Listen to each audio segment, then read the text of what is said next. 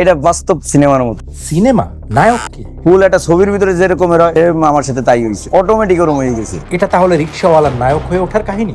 একদম অবিকল সিনেমা। 5 বছর আগেও শিমুল ভাইরে মনে করেন কেউ ডাক দিয়ে জিজ্ঞেস করে নাই, আর এখন তারা সারা কোনো কিছু করতে পারে না। শিমুল ভাইয়ের জীবনটা একদম সিনেমার মতন পাল্টে গেছে। নায়ক মানে সুদর্শন, নায়ক মানে কঠিন শ্রম। শিমুল কোন ক্যাটাগরির নায়ক চলুন জানা যাক। যখন রিক্সা চালাইছি আমি, সামান্য কিছু ঋণ হয়েছি, সামান্য টাকার জন্য আমার এই কুত্তর মতো পিটান পিটাইছে এলাকার ভিতরে।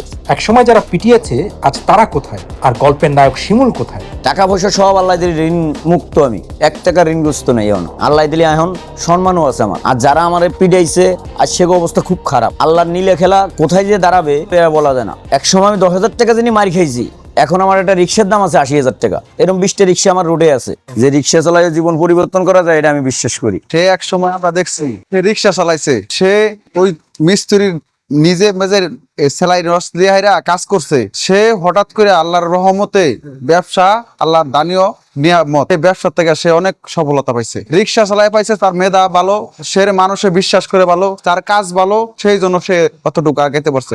শিমুল একদম অবিকল সিনেমা। 5 বছর আগেও শিমুল ভাইরে মনে করেন কেউ ডাক দিয়ে জিজ্ঞেস করে নাই, আর এখন তারা সারা কোনো কিছু করতে পারে না। শিমুল ভাইয়ের জীবনটা একদম সিনেমার মতন পাল্টে গেছে। আমরা বাস্তবে একটা সিনেমা দেখছি। মানুষ টেলিভিশনে যেরকম সিনেমা দেখে অটোমেটিক বড়লোক হয়ে গেছে অল্প দিনে, এরকম তার জীবনটা অল্প কিছুদিনের মধ্যে এর পাল্টে গেছে। পুরা বাস্তবে সিনেমার মতন রূপ ধারণ করছে। রিক্সা চালায় অভিজ্ঞতা নিয়েই মাঠে নামছি। এই কারণে কিভাবে ভালো করা যায় গাড়ি, এই টার্গেটে আমি করি, সব থেকে ভালো করার চেষ্টা করি। যেমন সবাই যদি গাড়ি দিয়ে চায়, কেউ 1 ইঞ্চি আমার জিনিস কপি করে, 1 ইঞ্চি আমি দিই 1.5 ইঞ্চি, আমার জিনিস কপি করার সুযোগ দিনে কেউ।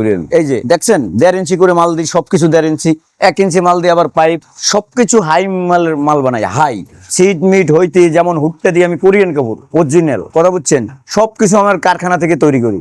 সবকিছু কারখানা থেকে তৈরি করে তারপরে দিই, কারণ আমার মালের রেকর্ডটা যেন ভালো হয়। সবসময় চিন্তা করে আমি নিজে কষ্ট করছি, আর একজনের কষ্ট দিতে রাজি না। আমি কষ্ট করে নিজে সফল হয়েছি। 2 টাকা ব্যবসা কম করব, কিন্তু সেল বেশি দেবো। এই গাড়ি চলাইছি এক সময়, আমি তাদের মতো এক সময় ছিলাম। এই জন্য এই রিক্সাটা আমি এমন ভাবে তৈরি করি যেন এই রিক্সা দিয়ে সে চলতে পারে। আমি সেগো কষ্ট আমি বুঝিয়ে এই গাড়ির থেকে ব্যবসা টাকা কম করবো, কিন্তু জিনিস ভালো দিয়ে ওই বেটারে খুশি রাখবো।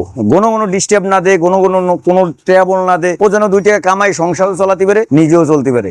জেআর কোল্টের মোটর দিচ্ছি, সব প্রতিটা জিনিস আমি মোটা করে দিচ্ছি, ভালো মাল দিচ্ছি। সিট, চেক প্লেট, অ্যাঙ্গেলে মাল, সবকিছু ইন টোটাল মিলিয়া সব থেকে ভালো মাল দিই ইনশাল্লাহ। এই দেখেন, এই এখন নিজের চেয়ারে নিজে বসে চা খাচ্ছি। এখন অর্ডার দিতে লেট আছে, চা আসতে দোকানে লেট নেই। এক সময় আমার এমন গেছে যে চার কথা বললে আগে এলো টাকা খুঁজছে দোকানদারে, টাকা নিয়ে আগে ও টাকা দিতে পারে কিনা। আর এখন চার কথা বললে ওই দোকান মালিক সহ দোকানে নিয়ে আসে। এতটুকু আল্লাহ দিলে আমি সম্মান পাইছি। যখন রিক্সা চালাইছি আমি, সামান্য কিছু ঋণ হয়েছি, সামান্য টাকার জন্য আমার এই কুত্তর মতো পিটান পিটাইছে এলাকার ভিতরে। 10,000 টাকা পাবে আমাদের, সামান্য 10,000 টাকা। 10,000 টাকার জন্য আমার এই এলাকায় রাস্তায় ফেলাই পিটাইছে, সুদের টাকার জন্য রাস্তায় ফেলাই পিটাইছে। আর আজকে আমার টাকা তো দিয়ে দিছি, টাকা পয়সা সব আল্লাহ দিলে ঋণ মুক্ত আমি, 1 টাকা ঋণগ্রস্ত নেই এখন। আল্লাহ দিলে এখন সম্মানও আছে আমার। আর যারা আমার পিটাইছে আর সে অবস্থা খুব খারাপ। আল্লাহর নীলে খেলা কোথায় যে দাঁড়াবে বলা যায় না। এক সময় আমি 10,000 টাকা যিনি মার খাইছি, এখন আমার একটা রিক্সার দাম আছে 80,000 টাকা। এরকম 20টা রিক্সা আমার রোডে আছে, এরকম পড়ে আছে। দেখেন